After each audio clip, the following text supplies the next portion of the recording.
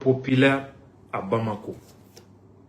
Ce qui a provoqué la colère d'Alger et de Yadagali. Ils sont en train de s'accuser mutuellement aujourd'hui.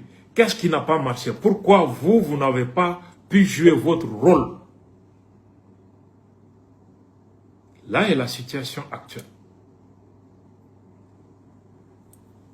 Parce que les services de renseignement maliens ont été vigilants, professionnels. Ils ont mis aux arrêts l'essentiel des meneurs de la société civile et de la classe politique à Bamako.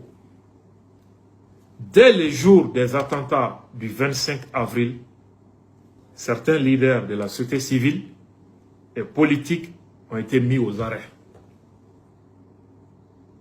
y compris certains imams. Ce sont eux qui, dans la confusion générale, avec la campagne de désinformation menée de l'intérieur et de l'extérieur, ce sont eux qui devraient provoquer un soulèvement populaire à Bamako. Malheureusement, ils n'ont pas pu remplir leur part du contrat. Les enquêtes se poursuivent et permettront de mettre la main sur tous les complices de ce complot. C'est pour cette raison que vous avez constaté, après les attentats du 25 avril, subitement la panique générale s'est emparée de Bamako. Les élèves ont même fui les écoles parce qu'on leur a fait croire que les terroristes sont descendus dans les écoles de Senou jusqu'à Kabbalah, qu'ils ont envahi toute la zone. C'était une tentative de provoquer les soulèvements populaires à Bamako. Ces fausses alertes aussi n'ont pas permis de provoquer ces soulèvements populaires. Si vous vous rappelez, recevant le porte-parole de l'organisation terroriste, la CFR, France 24 posait la question à Etienne Fakaba, mais pourquoi est-ce qu'il y aura un soulèvement populaire, mais jusqu'à présent, pourquoi il n'y a pas de mécontentement, il n'y a pas de soulèvement populaire, il n'y a pas de grogne dans l'armée à Bamako? La question a été posée. Parce que il ne pouvait pas imaginer qu'après tout ce qui avait été mis en place, que le peuple n'allait pas se révolter contre les autorités à Bamako et faciliter la chute du régime. En plus, un autre point, les rumeurs circulaient tant ils ont été incapables de réussir cela. D'autres rumeurs ont suivi. On tentait d'attribuer la responsabilité de la mort de Sadio au président de la transition, au patron des services de renseignement, histoire de créer des tensions dans l'armée, pousser les militaires les uns contre les autres. Parce que il ne manquait que ça, le soulèvement populaire, des tensions dans l'armée pour qu'ils puissent atteindre leurs objectifs. Malheureusement, l'armée est restée digne et loyale malgré les quelques traîtres dans les rangs, et le peuple aussi est resté résilient, déterminé et patriote. En plus de ça, il y a désormais une tension entre le FLA et le JNIM. Le FLA est soutenu par la France, organisation terroriste. Le JNIM est soutenu par Algérie. Parfois, si vous voyez des dissensions entre ces deux, ça veut dire que les deux parrains sont en désaccord, Alger et Paris. Ce sont ces désaccords pour le contrôle ou l'influence sur la zone qui explique souvent des tensions entre les FLA et les JNIM. Sinon, ce sont les tentacules de la même pieuvre depuis 2012.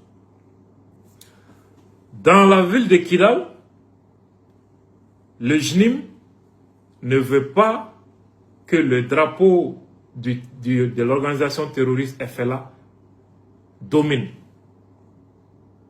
On préfère le drapeau du JNIM comme mouvement principal. Ces tensions aussi éclatent désormais entre ces deux entités terroristes qui sont dans la ville de Kidal, mais qui se replient de plus en plus. Alors, Dr Omar Mariko, à la veille des attentats du 25 avril, était parti rencontrer les otages maliens sur le territoire mauritanien à Fassal. Et là, c'est France 24 qui avait l'exclusivité de ces informations. Vous avez compris maintenant pourquoi cette opération de communication. Dans la foulée, les terroristes du JNIM ont promis de libérer 4 militaires qui présentaient désormais Mariko comme les sauveurs des militaires pendant que l'État n'aurait pas besoin des otages maliens. C'était ça le narratif.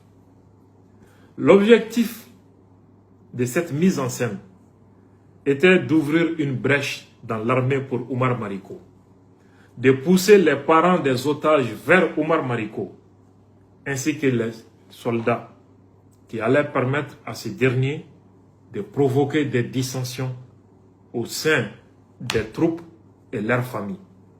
Cette opération aussi a été un échec. Alors, depuis le 25 avril, quelle est la situation? Quel a été le comportement de ces terroristes du FLA et du JNIM quand l'armée du Mali s'est retirée de la ville? Quel a été leur comportement? Les médias français ne vont jamais vous parler de cela. C'est dommage que nos médias d'État aussi n'en parlent pas.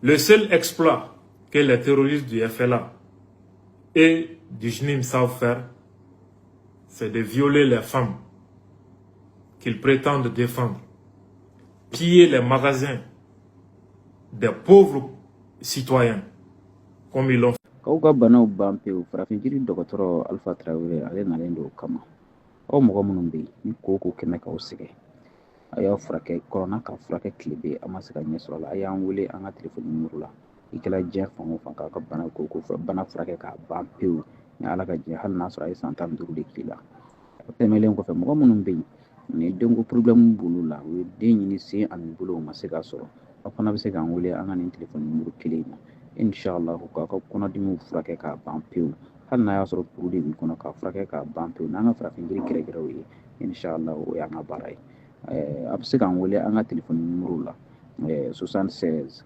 82 53 65 mɔgɔ minnu bɛ yen n'olu kɔfɛ a ye indicatif tɛmɛlen kɔfɛ 76 82 53 65 76 82